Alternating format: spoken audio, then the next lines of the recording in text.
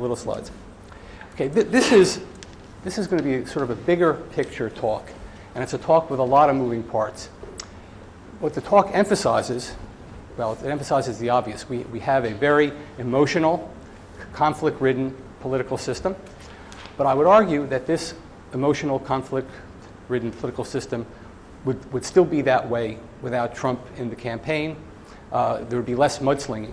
Okay, it would be less dirty, less mudslinging, less personal, but it would be very ideologically and emotionally charged, especially because the parties are ideologically diverse, unlike the way they were in the past. In the 1950s, there were all kinds of complaints that there's not a dime's worth of difference between the two political parties.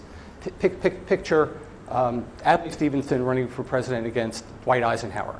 Sort of Tweedledee, Tweedledum. Not much difference. The American Political Science Association lamented about this, they commissioned a report toward a more responsible two-party system. Conclusion, we need to have more ideologically diverse parties to offer more choices.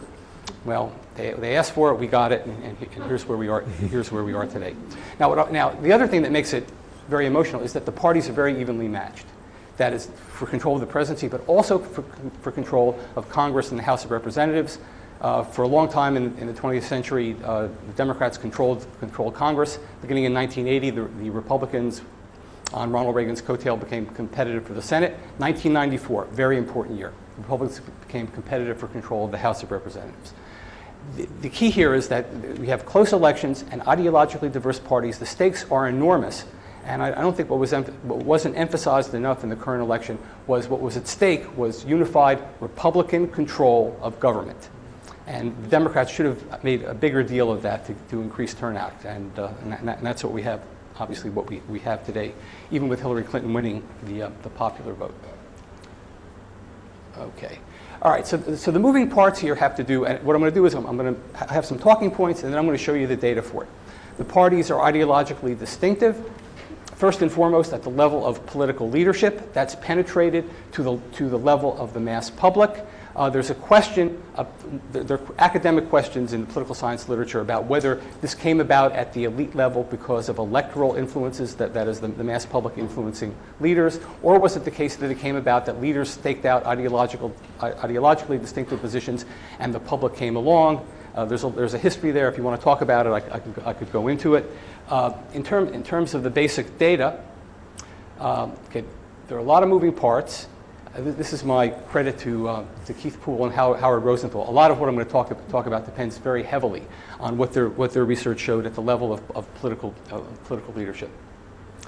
Okay, the story is one of ideological divergence among political leaders and the mass public.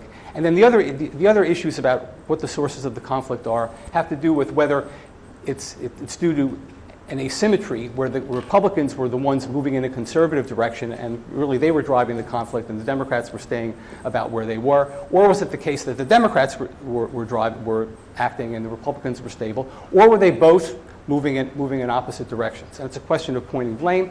I'm going to talk about the ideological differences between the parties at the mass and elite level. And then the other question that comes up is that maybe the distinction in terms of who's to blame, who's causing the conflict, is less due to who's moving in a conservative or liberal direction, but rather attitudes of Republican leaders and their followers toward compromise. And I'll be talking more about that. Okay, these data are for the House of Representatives. These are what are called DW nominate scores. All you need to know is that the scale goes from liberal to conservative. It's based on roll call voting. And beginning in the 1970s, Republicans began to vote increasingly more conservative, and Democrats more liberal. There seems to be more movement here on the part of Republicans, and so everybody points their fingers at the Republicans. But the Democrats were moving in a liberal direction. Actually, it began with northern liberals moving first. Now, this is based predominantly on big government, economic welfare issues. I'm using this as sort of a summary indication of what happened not only on economic welfare issues, but also on other issues, that beginning with, most crucially, civil rights in the 1960s. That's when the parties shifted on the civil rights issues, with the Democrats becoming the pro-civil rights liberal party, the Republicans becoming the conservative party. Prior to that, the parties were moderated. The Democratic Party was a coalition, uneasy, to be sure, between northern liberals and southern conservatives. And the Republican Party was a party of conservatives with a whole bunch of moderate liberals, particularly on social issues, issues of civil rights and other kinds of rights issues. Women's rights was actually a Republican Party issue. The Equal Rights Amendment originated within the Republican Party platform and then disappeared in 1980 when Reagan became president. As new issues arose, abortion, gay rights, almost every issue you can imagine, I'll have data on that for public opinion, the parties separated themselves on those kinds of things. Now, this graph is often referred to talk about polarization between the parties. Some argue that the driving force is called polarization, with people in the middle disappearing. Others argue that it's really partisan sorting, with people at the extremes becoming more ideologically consistent across a range of issues. Whether it's polarization or whether it's sorting is irrelevant. It's produced the same level of emotional conflict in politics. That's another debate that goes on there as well. Okay. Okay, one thing I want to point out, just by way of background, in terms of overall public opinion trends, and this is sort of a brief aside. Public opinion moves in sort of a cyclical way. That is, there are actually some issues where the public has become more conservative over time, other issues where they become liberal over time or for certain time periods. But there's a historical pattern here that liberal shifts in public opinion are subsequently followed by the election of liberal presidents, Democratic presidents. The Democratic president takes office. For whatever reason, he's in office for a while, but whether he's shifted policy in a liberal direction or not, there's a perception that it's moved more liberally. Public opinion moves in a conservative direction. So this is the liberal opinion that led to the election of Lyndon Johnson. This is the fall off here that led to the election of Richard Nixon. There's a fall off. There's an increase in liberal opinion leading to the election of Jimmy Carter. A conservative shift prior to Reagan taking office. He takes office, public opinion moves in a liberal direction. And we get the same kind of thing with, at the end, Barack Obama getting elected on a liberal tide, and then public opinion shifts conservatively. Will public opinion beginning in 2016 lead to the public becoming more liberal with Donald Trump being elected? I'll bet on that. Okay, in terms of public opinion, now here I'm going to show you a lot of data. You can see for yourself whether it's conservatives moving in a Republicans moving in a conservative direction or Democrats moving in a liberal direction, that's causing the separation.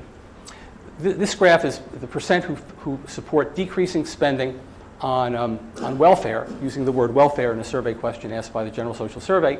What you see over time is there are always partisan differences with the Republicans taking the more conservative position, but you find the increasing divergence here.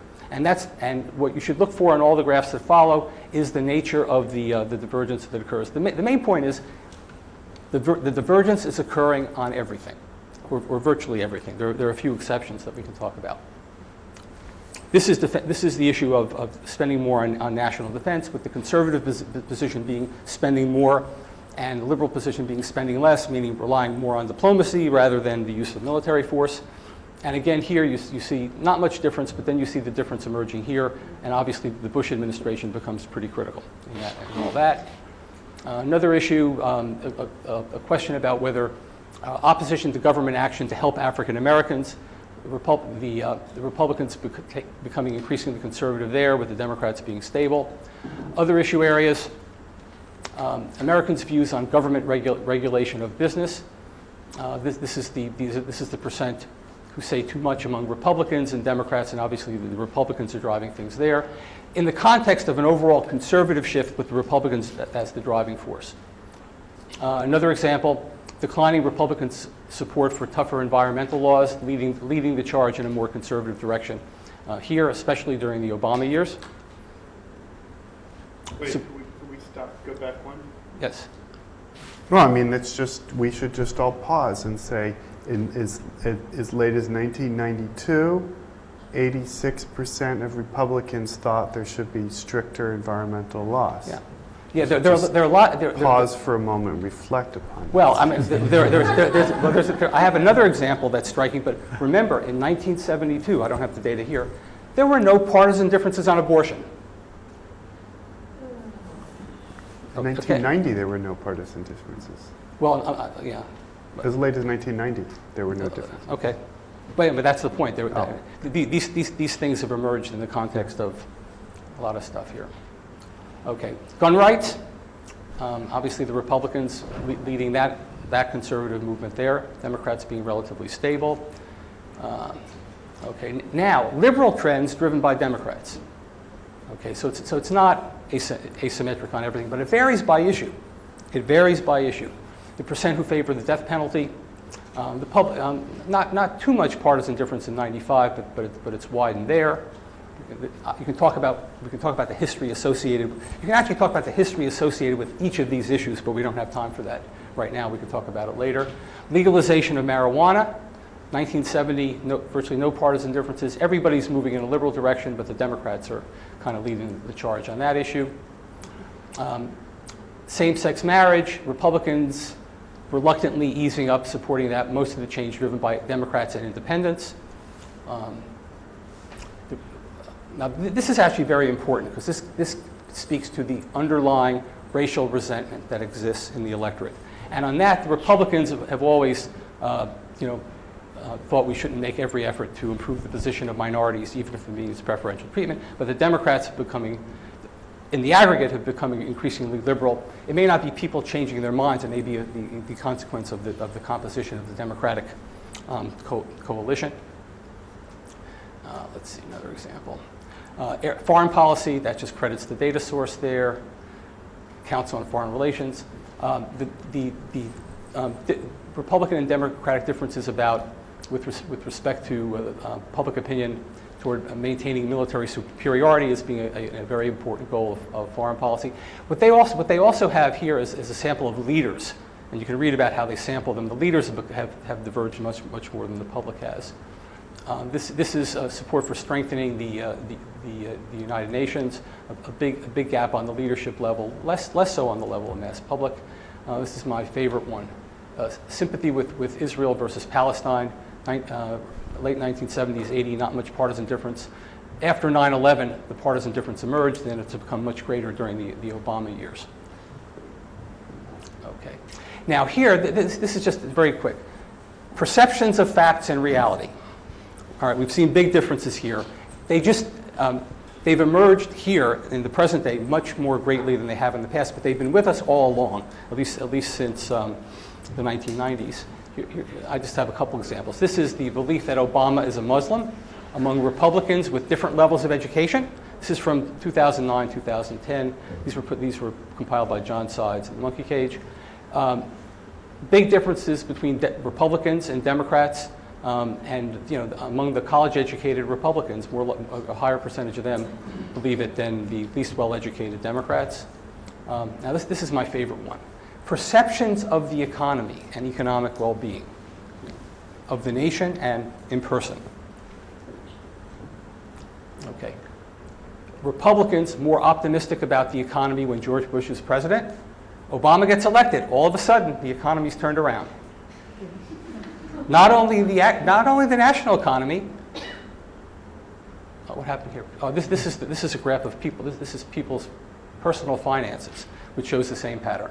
But the big question is, let's go back here.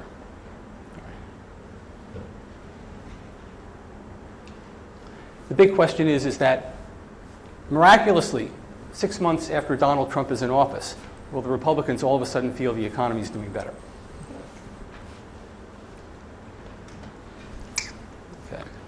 Can I? Sure. Because this is a fascinating one. I know Larry Bartels has written about this because there is a quick answer to that, which I think he concluded was, there's a way that you can interpret that not as people being stupid, but as people being rational, by saying, now that my candidate is in power doing the right policies, the economy is in the right direction. But I think there are also questions where they not only ask these general things, but specific things. And people were getting the facts wrong too, Yeah. right? So. Yeah. Okay, well, this is the one that's most striking. This is the issue of immigration, and this is a question about whether immigration is a critical threat to the United States. 1998, no partisan differences. I mean, this pretty much tells the story right here. The Republicans have maintained that level of perception, whereas the Democrats have become less likely to see it as a critical threat. it's only the Republican mass base that continues to express that concern. That is, you see it here, the control and reduce illegal immigration as an important goal of foreign policy. The Republican leadership and the Democratic leadership has diverged on that. Now here, in terms of Trump supporters, when it comes to immigration, which comes closest to your view, they should be allowed to stay in their job. Okay, what we have here are bar graphs of sort of liberal opinion on the issue, and clearly there are partisan differences, but the Trump supporters stand out on that issue very, very decisively. This is another Trump supporters' priority of reducing illegal immigration as a goal. Again, here, difference between Democrats and Republicans, even more so between Trump supporters and Republicans. Increasing concern among Democrats about climate change, global warming as a critical threat, increasing partisan differences among the mass public, and it's sort of echoed among leaders as well. Views on globalization. Do you believe that globalization, especially the increasing connection of our economy with others around the world, is mostly good or bad for the United States? What's interesting here is that there are majorities that say basically mostly good, but more so among Democrats than Republicans. I think this perception of the way public attitudes toward free trade have been portrayed doesn't quite match the data. All right, this is the big shift. The views about foreign trade mainly as an opportunity for the U.S. bipartisanship. In the past, it was Republicans more likely than Democrats to have that view, but there was a shift. And that's what Trump has picked up on in the Republican base.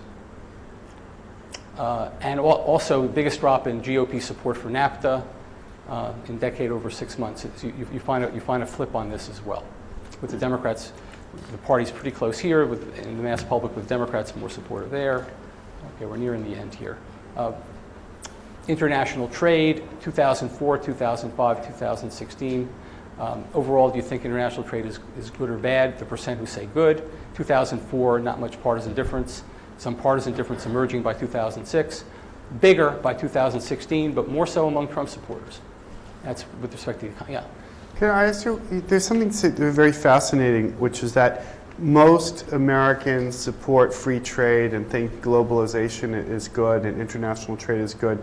And then there's the perception certainly when you read the newspapers, that free trade is an elite taste, which is unpopular. It's a take your medicine kind of thing.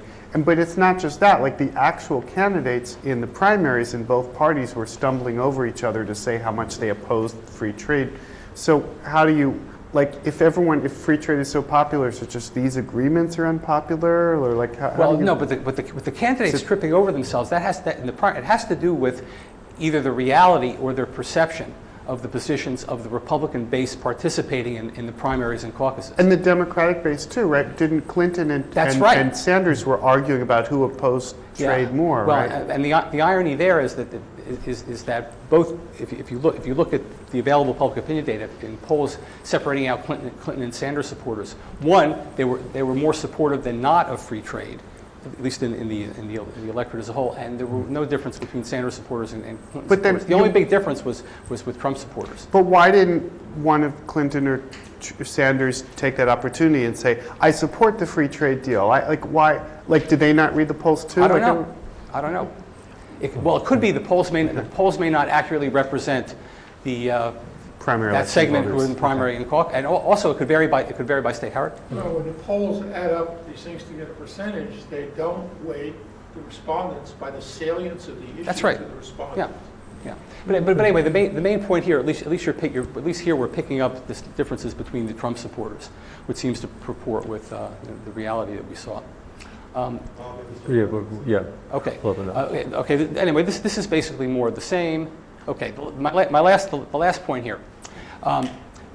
There's a new book by Matt Grossman and David Hopkins, and what they argue is that there's an important difference between the parties. The Republican Party is really a more staunch conservative party with supporters that oppose compromise. The Democratic Party is a liberal party, but it's a composite of various social and other interests. And people who identify with the party are more prone to compromise. And these are the last slides. The share of supporters preferring ideological purity to moderation in their party based on this survey question, Republicans preferring ideological purity more than Democrats. The percent prefer leaders sticking to principle over compromise, more so among Republicans among Democrats. And from the standpoint of political leaders, what it comes down to is deviations from this orthodoxy is more likely to produce candidates being primaried on the right than on the left. And I'll stop there.